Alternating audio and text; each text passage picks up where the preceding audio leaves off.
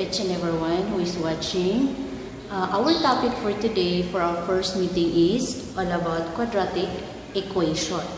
Okay, so definition of quadratic equation is one variable is a mathematical sentence of degree 2 that can be written in the following standard form. So we have the standard form. Okay, so ax squared plus bx plus c equal 0. So this is the standard form for the quadratic equation. Ax squared is our quadratic term. This is what we call a quadratic term.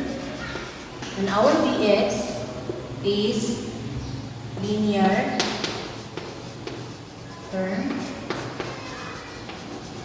And c is constant term. Okay, in the definition of quadratic equation, the degree of 2 is our exponent 2. So ax squared plus bx plus c equals 0 is our standard form.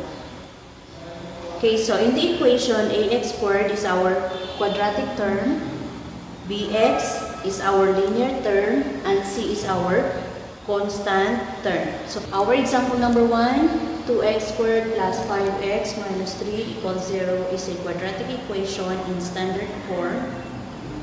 And the value of our a in quadratic term is equals to 2. A is equals to 2, b is equals to, and b is equals to 5, and our constant is equals to negative. Okay, so in example number 2, 3x times x minus 2 equal 10. So how do we identify what is the value of a, the quadratic term, and what is the value of b, the linear term, and the constant term? Okay, so before we identify the value of a, b, and c, let's multiply 3x into the 3x multiplied by x minus 2. Okay, so distribute 3x multiplied by x, 3x times x, 3x squared, 3x times negative 2, negative 6x equal, bring down 10. Okay, so 3x multiplied again by x, 3x squared, then 3x multiplied by negative 2. So negative 6x, bring down, equal, bring down 10. Okay, next step, make it in the standard form. So the standard form for the quadratic equation is ax squared, standard form, ax squared plus bx plus c equal 0. Okay, so 3x squared minus 6x is equals to 10. Make it into a standard form. Kailangan maging standard form yung equation natin. Magiging ax squared plus bx plus c is equals to 0. Since ang equal natin is not equal to 0, ita-transpose natin yung 10 sa kabila. Yung 10 natin na positive, i-transpose sa kabila magiging negative. So, this time, 3x squared minus 6x, positive 10, pag i-transpose sa kabila, magiging negative 10 equal 0. So, naging standard form na ang ating equation, 3x squared minus 6x minus 10 equal 0. Okay, so the value of a for the quadratic term is equals to 3. The value of b for the linear equation, a linear term, negative 6. And the value of c for the constant term is negative 10. Okay, example number 3, 2x times x minus 3 equals 15. Okay, so again, yung 2x natin, i-multiply 2x, distribute or multiply by x, 2x times x,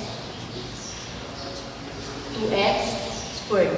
Then multiply 2x times negative 3, negative 6x.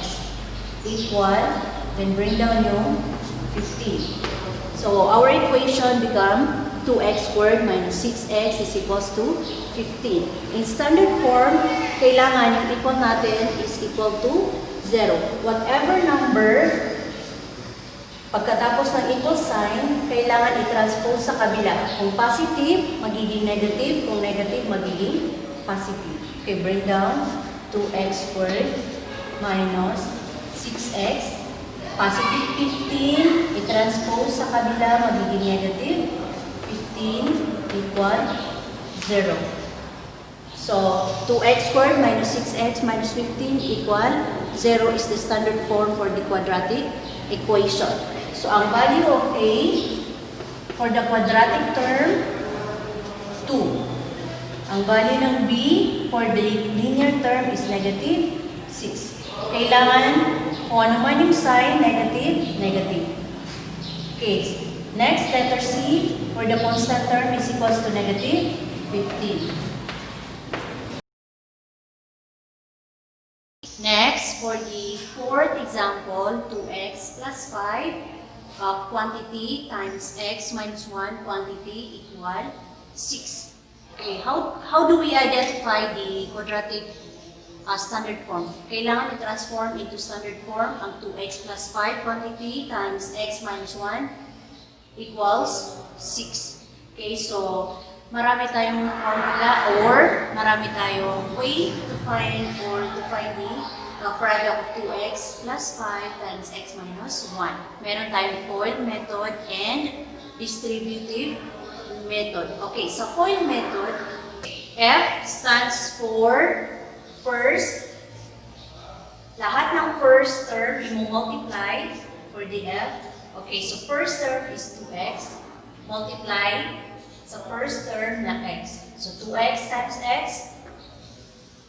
Okay, 2x times x is equal to x squared.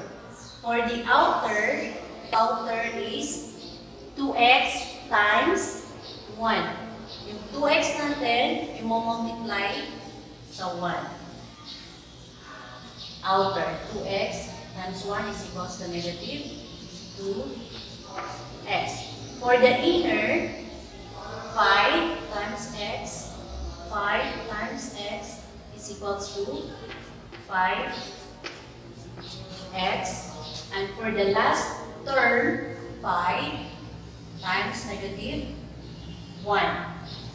5 times negative 1 is equals to negative 5 equal 6. Okay, after we multiply the first term, the outer, and the inner term, and for the last term, it will become 2x squared minus 2x plus 5x minus 5, bring down yung, okay, 6. Okay, since meron tayong like term, 5x at saka negative 2x, so bring down yung 2x squared. Negative 2x plus 5x, since opposite yung sign, meron tayong negative at saka positive, so we minus negative 2 at saka 5, magiging positive 3x minus 5 equal 6. So sa standard form, kailangan yung equal natin, ang next sa equal is equal to 0, yung number na nandito, ito-transpose sa kabila. If positive yung number, gagawin negative. If negative, gagawin positive. So 2x squared plus 3x minus 5. Positive 6, i-transpose, magiging negative 6 equal 0. So like term, 2x squared plus 3x. Negative 5 minus 6, negative 11 equal 0. What is the value of A? A is equals to 2 for the quadratic term, B is equals to positive 3 for the linear term, and C is equals to negative 11 for the constant term.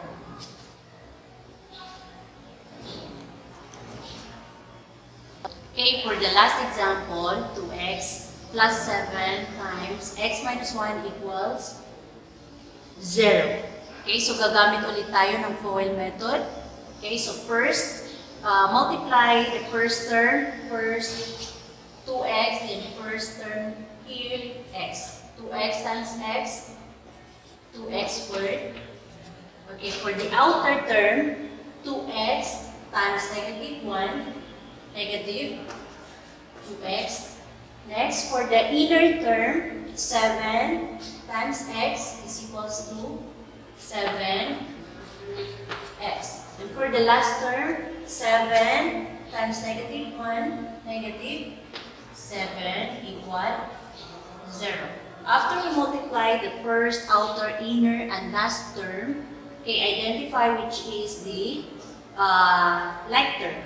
So, ang like term natin is negative 2x plus 7x. Okay, bring down yung 2x squared. Negative 2x plus 7x is equals to positive 5x minus 7 equal 0. So, our final answer is 2x squared plus 5x minus 7 equals 0. Identify the value of a for the quadratic term, which is 2. The value of b for the linear term, 5. And the value of c for the constant term is equal to negative 7.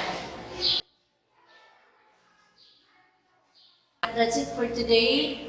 I hope marami kayong natutunan sa example natin from 1 to 5. At saka always remember, pag quadratic equation, kailangan ang leading term or the degree of our equation must be in the degree of 2. Kaya tinawag na quadratic equation. Okay, so I hope you like it. For the question, any question regarding for the quadratic equation, just comment down below or just subscribe for the next video.